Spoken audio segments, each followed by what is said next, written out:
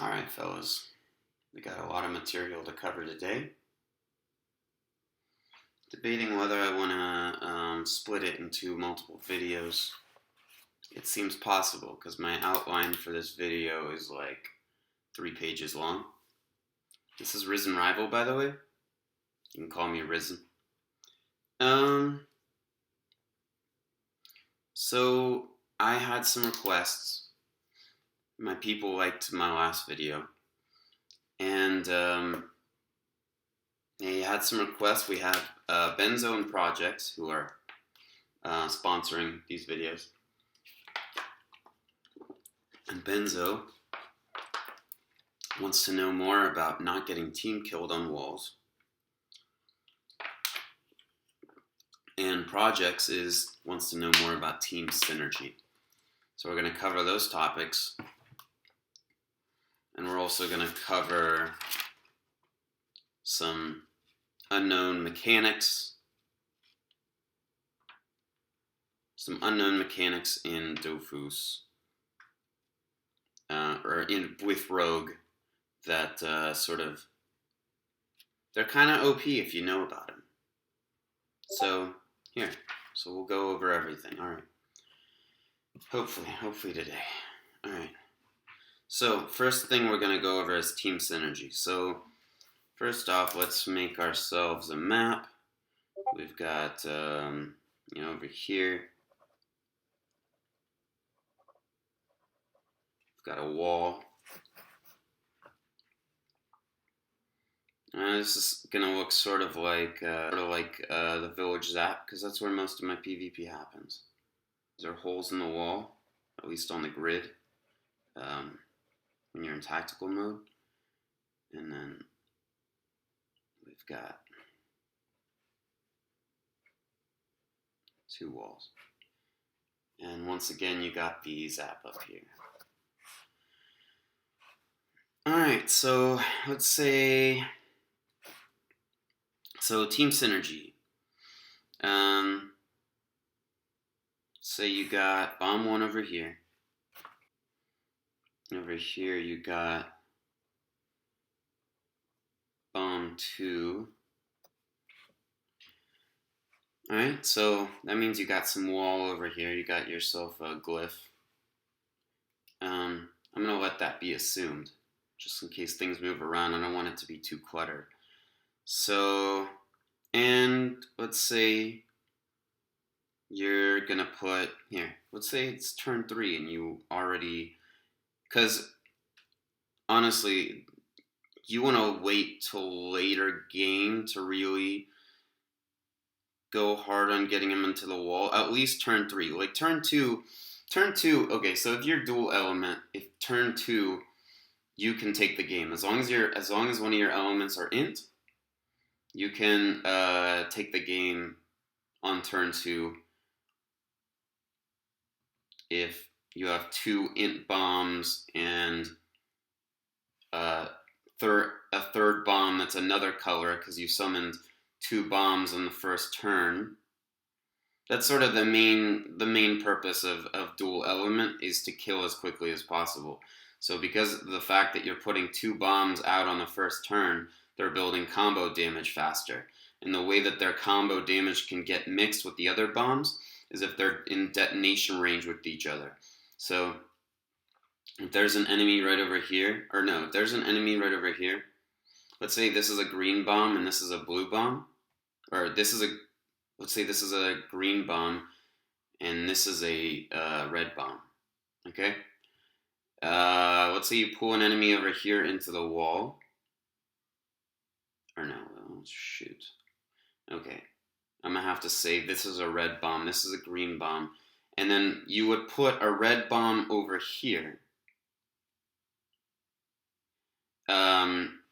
Suck it all up, last breath, and then take the game, because the bomb of another color, although it doesn't make a wall, it still adds to the combo damage bonus if its detonation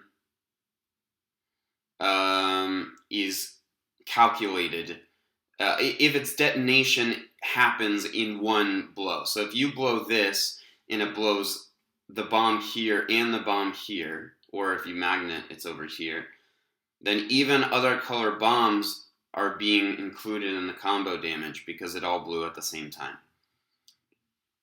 Because a bomb blowing with another bomb in its detonation range sets off that bomb too, as long as it's your own bomb, not a team bomb. Because I'll eventually go over rogue and rogue compatibility. There's not a lot. They do that on purpose. But there's some. I'll go over it at a certain point. So let's say you got, red bomb, or, two of the same color bomb, and then you got another same color bomb. This is a pure element. So you got yourself here 1, 2, 3, and let's say you put your fourth bomb over here, bomb 3, okay? So now you've got yourself a wall, right? You got your, and let's say that, okay, so let me talk about 3 very, very compatible classes with Rogue, okay? So, Sacrier, obviously. So, if you have a Sacrier right here, then obviously he can pull enemies into the bomb walls. That's insane. That's always fun. Because you can pull up to 7 spaces with a Sacrier.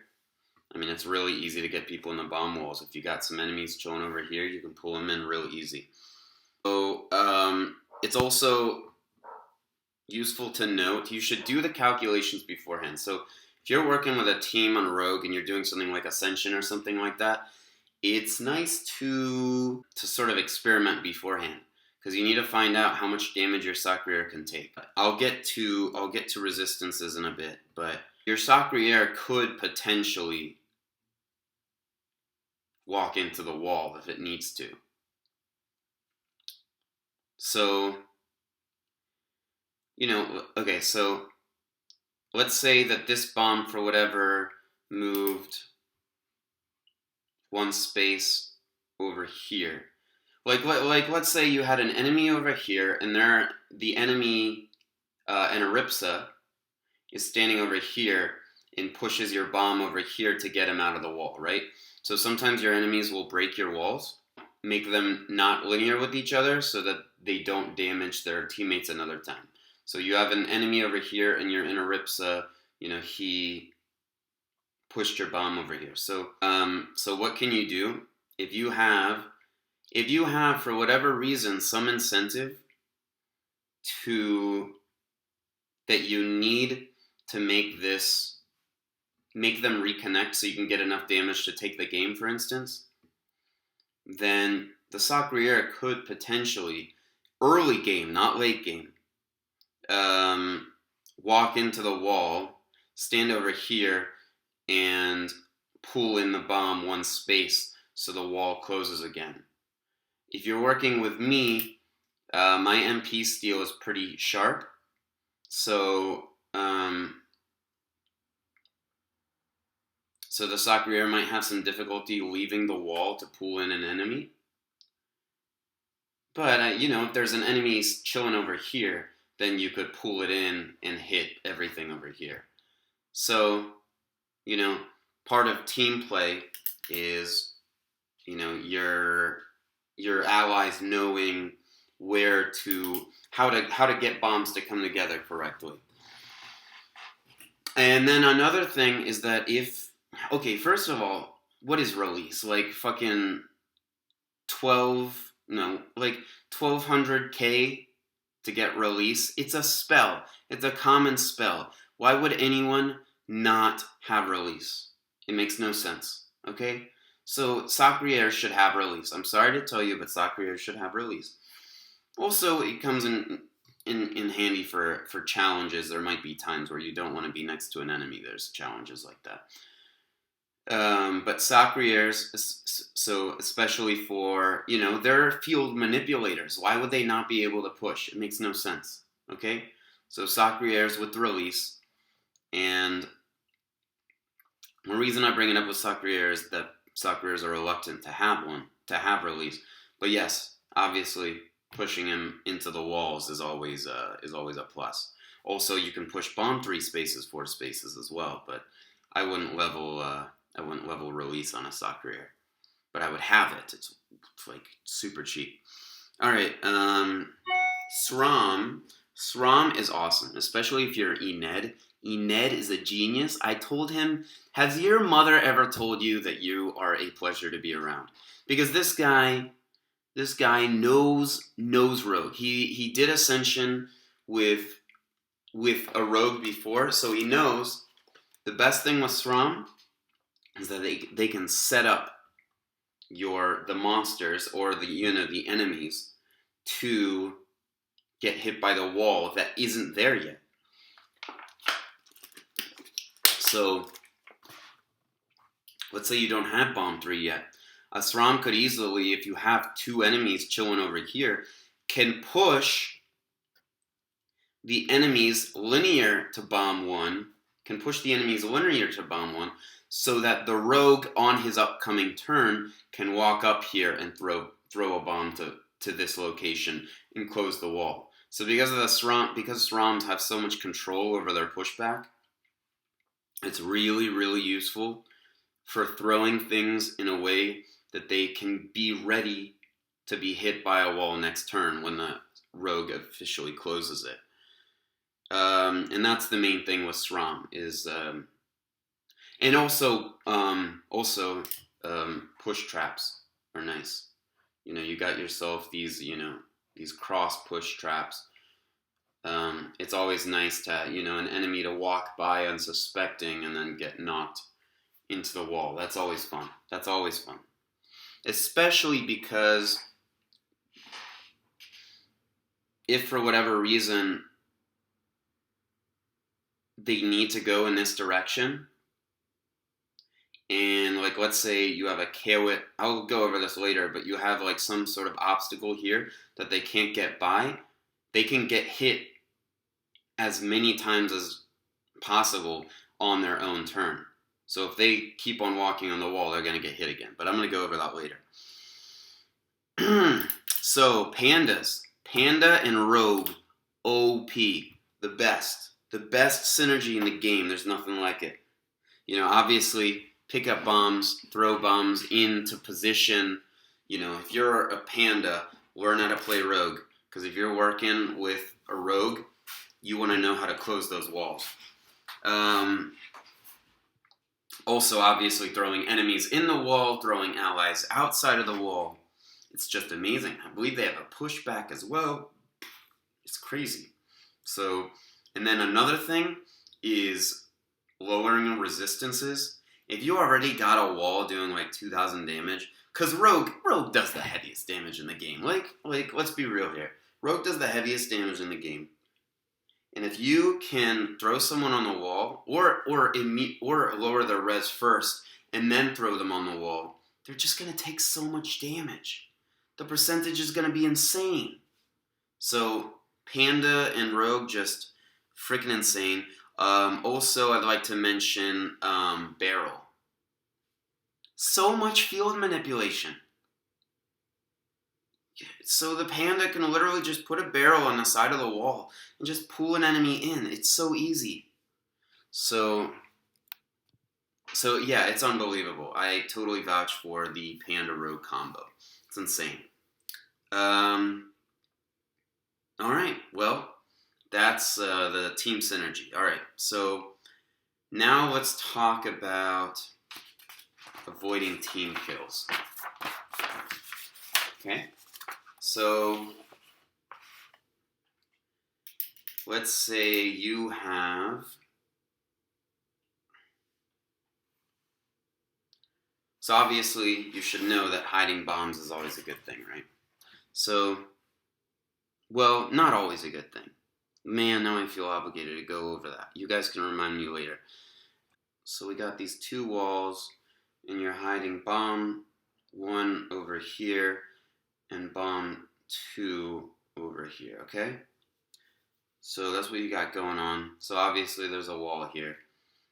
And oof, bad example.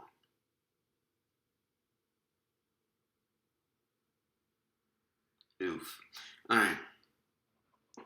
Let's say bomb 2, for whatever reason, is actually over here.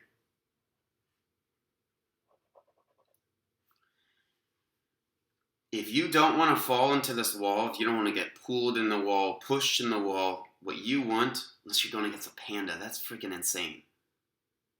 A rogue going against a panda is just, I mean, you better know when to use Kaboom. I'll go over that as well. Typically, the best place to avoid getting pushed in your own wall is linear with one of your bombs. So, if you're standing over here or whatever, and you got 2 MP left, move 1, 2, move linear with your bomb, because then you need to be pushed twice to get into a bomb line. Okay? So, I do this with my rogue all the time. I did it, we had a 5v5 the other night, and I did that as well. I had a bomb 3 over here, and I stood linear to these 2 bombs, because in order for them to get you in anything, they have to push you twice. If you're standing over here, they got to push you here or here, and then pull you in.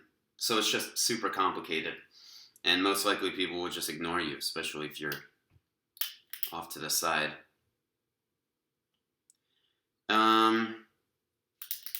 Also, just a thing to remember, just because I thought about it, IOPs are insane. The sort of IOP can, like, if you got 3 bombs next to each other, they can use sort of IOP, hit the middle bomb, and hit all 3 of your bombs. They can get rid of all 3 of your bombs in one turn, and then you're wrecked. So, but don't give up. Never give up. If they destroy all of your bombs, you still didn't lose. If you have 50 HP and they destroyed all of your bombs, you still didn't lose. Because if you know how to play Rogue, you can still win. You can always still win. With Rogue, you can always still win. Never give up with Rogue. Because Rogue is situation dependent, and if you know what you're doing, if you're smart, you can get out of any situation, put yourself in any situation. So never start slacking off because things aren't looking your way. Rogue can always turn things around, okay? So, alright. Motivational speaker over here. Alright. Wow. Alright, so being in line with the bomb. Oh, dude. This is freaking amazing. Sometimes you want them to try to team kill you. Why? Let's say you got a panda over here, okay? So, I like to make the enemy devil horns, whatever. Let's say you've got, this is a Pandawa, right? And let's say you're doing a 3v3, right? And you got a bomb here, and a bomb here, and it closes this wall, right? But this is turn 2. So right now your bomb wall is not doing, it's not doing anything. So sometimes it's just funny even to throw your rogue over here. So you got your rogue over here, and they'll be like, oh yeah, I'm a panda, or whatever sort of field manipulating thing. I'm going to pick him up and throw him in his bomb wall. God willing, he does that. Why? First of all, he's wasting AP throwing you in the bomb wall. Second of all, it's turn 2. He's not hitting you for much. If he's a panda level 200, he can hit you for a lot if he just hits you directly. But you can tempt him. You can be like, oh, dude, look at this amazing throw. I can just throw him into his wall. No. He's going to waste AP. And I've done that a few times, and it's very satisfying, even though he's trying to team kill you. No. So he's going to throw you in the wall, and now you got this bomb here, and if this is bomb 1 out in the open, you probably remissioned it. Now you're in this wall, and he, unless he's, wants to hit you with this area of effect, melancholy, I don't remember what it's called, but now you're protected by this bomb, and you got hit for 200 damage. That brings up another point. if you are an agility rogue, if you're any rogue that you are, your rogue should absolutely have resistance to your own element. Absolutely. There are times where I walked into my own bomb wall, took the damage, and then used magnet to pull everything together against myself and took the game because I closed a wall on somebody.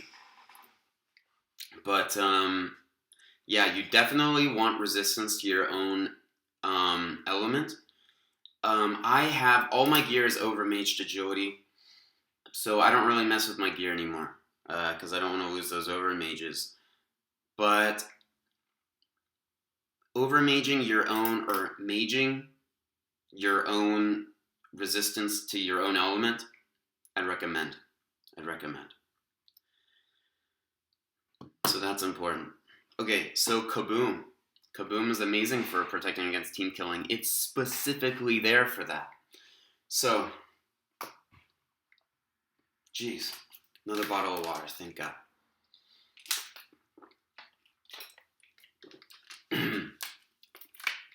So Kaboom. Don't use, okay, alright. So I've seen some guides where people will vouch for, let's say it's turn 1. Okay, so let's say you're doing a Kalo match, right? I've seen this actually a lot. Let's say you're in a Kalo match, right? You got a wall here, a wall here, a wall here. You got all these walls. And you got your enemy who starts out over here. And you are starting out over here.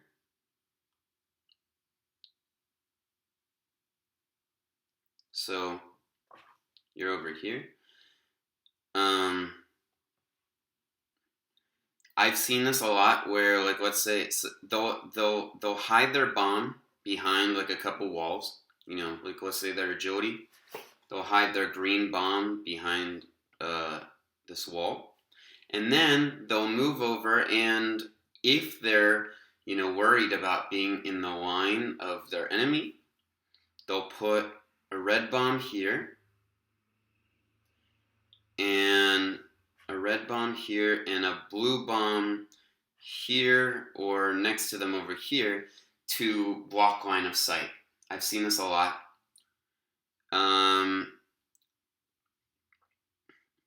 So yeah, that could be used to block line of sight to protect yourself. And I mean, if you have 12 AP, which isn't a huge deal, but it is nice. It is nice. There's times for it.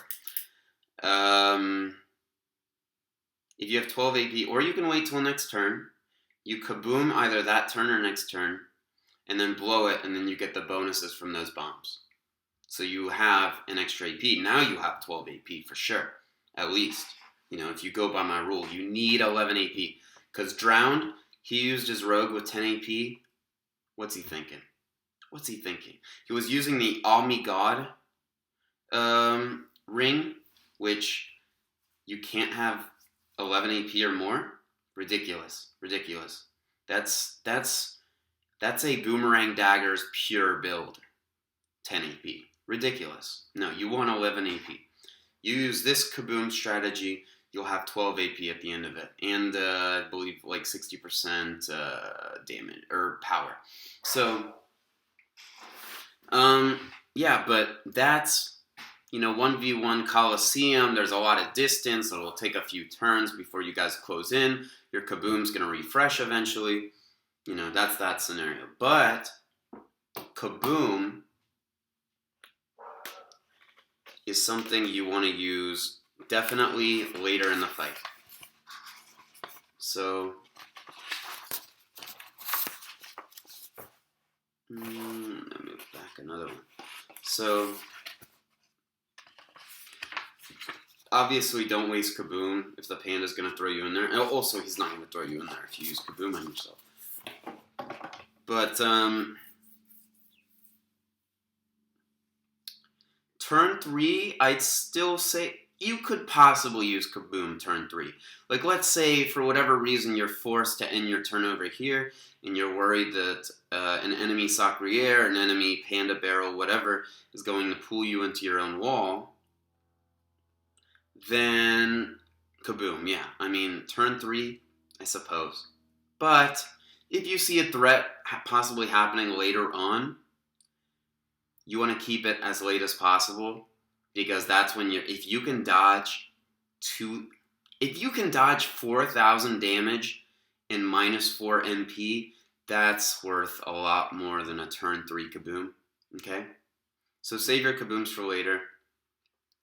If you can, always great to get multiple people in your kaboom. It's an area of effect spell. It's always nice to have, to hit as much people as possible. And kaboom becomes more useful later in the game because it's preventing more damage. So yeah, kaboom. And I talked about investing in resistance. And this video is going up on half an hour. The next topic I want to talk about would take up some time for sure. So I'll leave it for another video. We'll talk about hidden mechanics to make your rogue super, super accessible, super mobile. Oh gosh, it's amazing what you can do if you think. So, all right. Cool, great video. I had fun. And I'll see you guys next time. And I'm glad to have been able to, I hope I've met your needs. I know you've requested, and I hope I met your needs. Thank you. Have a great day.